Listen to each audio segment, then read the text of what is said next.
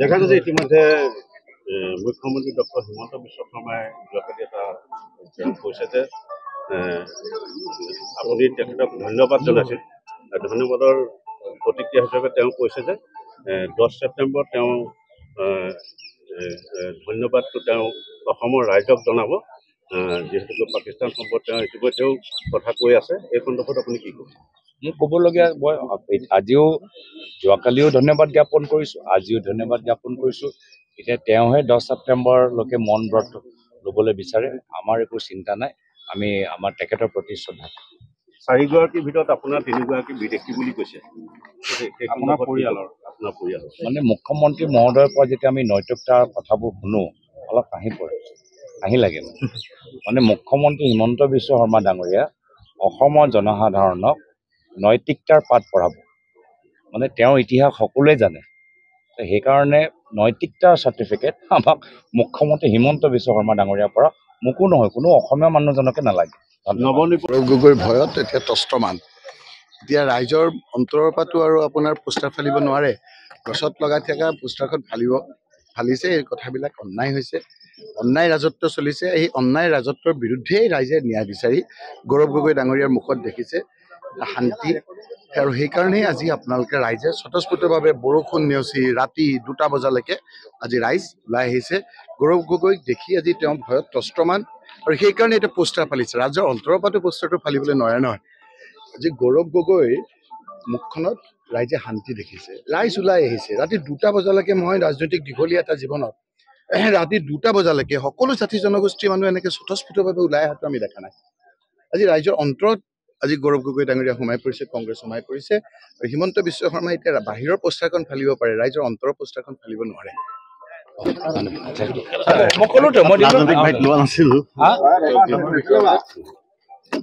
দেখা গৈছে ইতিমধ্যে মুখ্যমন্ত্ৰী ডক্টৰ হিমন্ত বিশ্ব শৰ্মাই যোৱাকালি এটা কৈছে যে আপুনি তেখেতক ধন্যবাদ জনাইছিল। ধন্যবাদৰ প্ৰতিক্ৰিয়া হিচাপে তেওঁ কৈছে যে 10 ছেপ্টেম্বৰ তেওঁ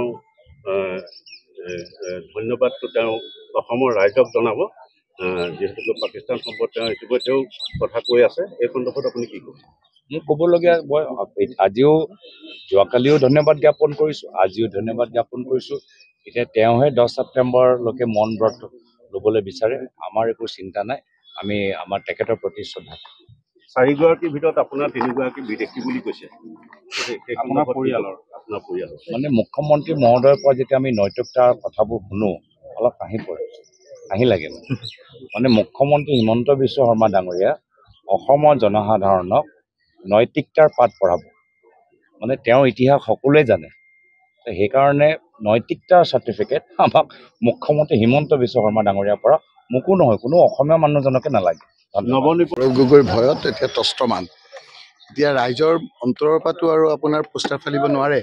গছত লগাই থকা পোষ্টাৰখন ফালিছে। এই কথাবিলাক অন্যায় হৈছে, অন্যায় ৰাজত্ব চলিছে। এই অন্যায় ৰাজত্বৰ বিৰুদ্ধেই ৰাইজে ন্যায় বিচাৰি গৌৰৱ গগৈ ডাঙৰীয়াৰ মুখত দেখিছে শান্তি। আৰু সেইকাৰণেই আজি আপোনালোকে ৰাইজে স্বতঃস্ফূৰ্তভাৱে বৰষুণ নেওচি ৰাতি 2টা বজালৈকে আজি ৰাইজ ওলাই আহিছে। গৌৰৱ গগৈক দেখি আজি তেওঁ ভয়ত তস্ত্ৰমান, আৰু সেইকাৰণে এতিয়া পোষ্টাৰ ফালিছে। ৰাইজৰ অন্তৰৰ পৰাটো পোষ্টাৰটো ফালিবলৈ নোৱাৰে নহয়। আজি গৌৰৱ গগৈৰ মুখখনত ৰাইজে শান্তি দেখিছে, ৰাইজ ওলাই আহিছে। ৰাতি 2টা বজালৈকে মই ৰাজনৈতিক দীঘলীয়া এটা জীৱনত ৰাতি 2টা বজালৈকে সকলো জাতি জনগোষ্ঠীৰ মানুহ এনেকৈ স্বতঃস্ফূৰ্তভাৱে ওলাই অহাটো আমি দেখা নাই। আজি ৰাইজৰ অন্তৰত আজি গৌৰৱ গগৈ ডাঙৰীয়া সোমাই পৰিছে, কংগ্ৰেছ সোমাই পৰিছে। আৰু হিমন্ত বিশ্ব শৰ্মাই এতিয়া বাহিৰৰ পোষ্টাৰখন ফালিব পাৰে, ৰাইজৰ অন্তৰৰ পোষ্টাৰখন ফালিব নোৱাৰে।